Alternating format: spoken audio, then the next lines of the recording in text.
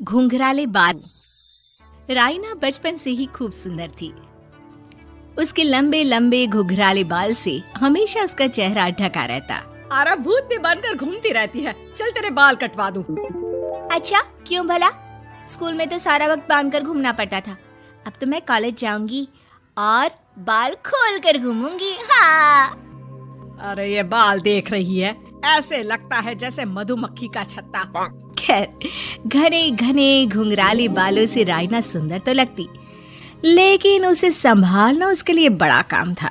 माँ, अरे माँ, शैम्पू खत्म हो गया है। इस बार वो वाला लाना ना जो घुंघराले बालों को और बाउंसी बनाता है। माँ ले आना, हाँ जरूर से। कल मेरा कॉलेज का पहला दिन है, मैं चाहती हूँ सब मुझे देखकर जले।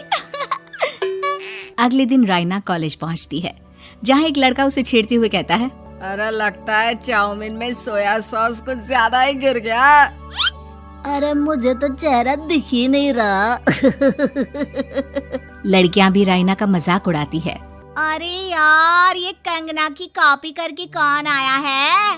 लोकल कंगना, और कौन? राइना को सभी पर गुस्सा आता है, लेकिन वो कुछ नहीं कहती। स्कूल में तो बाल बंधे ही रहते थे, लेकिन कॉलेज में राइना एक लड़की से कहती है, हाय, मेरा नाम राइना है, मुझे आर्ट्स डिपार्टमेंट में जाना है। कहाँ से है रास्ता?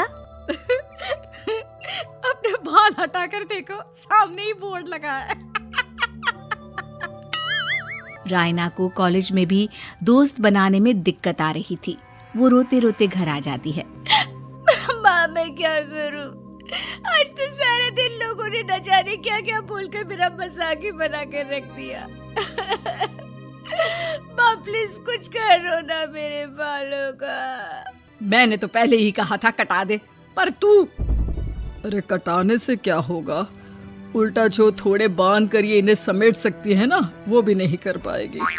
तो क्या मेरी कोई दोस्त नहीं बनेगी कॉलेज में, या मैं हमेशा लोगों के मजाक का ही शिकार होती रहूंगी? राइना जोर जोर से रोने लगती है। तभी उसका छोटा भाई आ जाता है और राइना के बालों के बीच एक पेंसिल छुपा देता है। तभी उसका दोस्त भी पीछे से आ जाता है। अरे ढूंढो ढूंढो, कहाँ है पेंसिल? मैं नहीं बताऊंगा। दोस्त काफी कोशिश करता है, लेकिन उसे पेंसिल नहीं मिलती। वो वहाँ से चला जाता है। थैंक्स दी, आज आपके बालों ने तो मुझे बचा ही लिया। अच्छा, बहुत दिनों के बाद बालों को लेकर कुछ अच्छा सुनने को मिला।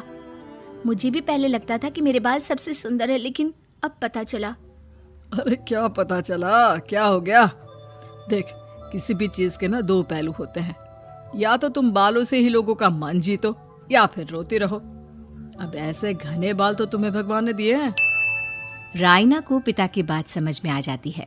वो सोच लेती है कि जिन बालों के कारण वो कॉलेज में एक भी दोस्त नहीं बना पा रही है, उन्हीं बालों से वो दोस्तों की लाइन लगवा देगी। अगले दिन कॉलेज में डेस्क में राइना बालों को आगे कर लेती है और लोगों को लगता है कि राइना का चेहरा पीछे है, लेकिन राइना घने घुंघराले बालों को हटाकर हंसने लगती है।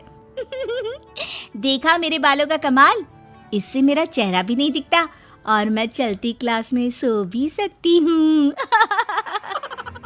सभी राइना को देखकर हंसने लगते हैं। क्लास में परीक्षा चल रही होती है, तो राइना अपने बालों में चीटिंग के पेपर छुपा छुपा कर आसपास के बच्चों की मदद भी कर देती है, जिसके बाद से तो राइना क्लास की हीरोइन बन जाती है।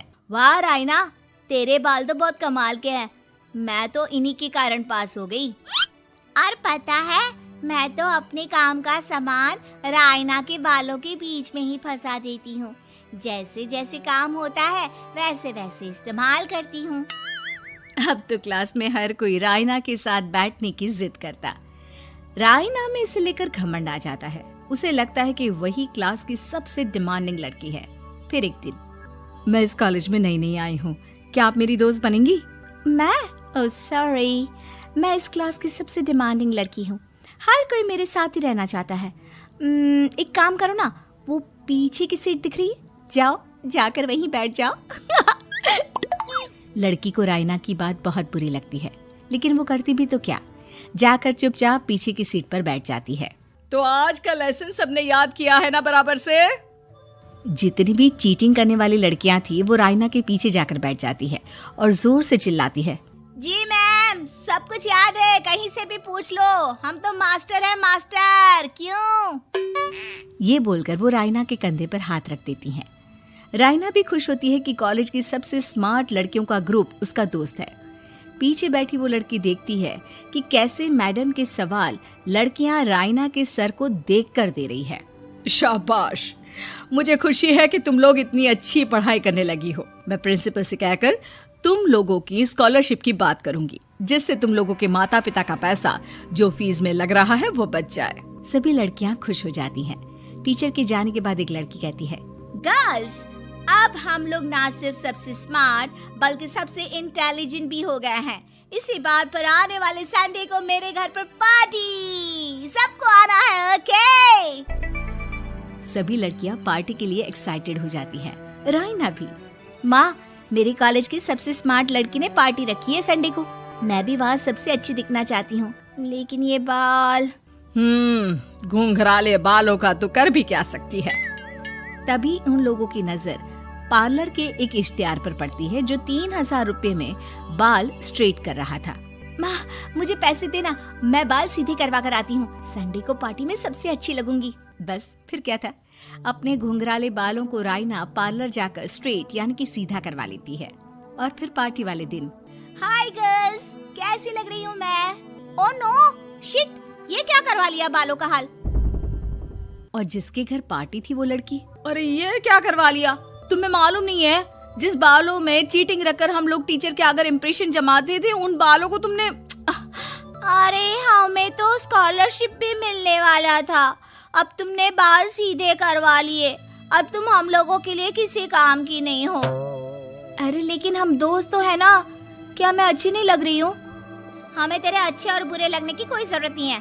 हम लोगों को तेरे बालों से फायदा था, अब वो नहीं है, तो हम तेरे दोस्त भी नहीं है। जाकर बाल वापस घुंघराले करके आ, तभी तो हम लोगों की दोस्त बन सकती है। रायना रोते रोते घर आती है और माँ को सारी बात बता देती है। माँ, ला पैसे दे, मैं बाजार जाकर बाल ठीक करा के आती हूँ। लेकिन माँ, मुझे ये बाल बहुत अच्छे लग रहे हैं, काश ये बाल मैं पहले ही सीधे करवा लेती। देख बेटा, पैसे तो मैं तुझे दे दूं, लेकिन वैसे बाल करके तू फिर ऐसे दोस्त बनाएगी जो तेरे साथ मतलब के लिए जुड़े हैं। लेकिन इन बालों में तू ऐसे दोस्त बनाएगी जो तेरे साथ जीवन भर का साथ निभाएंगे। रायना को माँ की बात समझ में आ जाती है। हमारे चैनल कुमार कहानी वाला पर लेटेस्ट वीडियो पाने के लिए अभी वीडियो को लाइक करें, चैनल को सब्सक्राइब करें और हमारे नोटिफिकेशन पाने के लिए बेल आइकन को ऑन करें।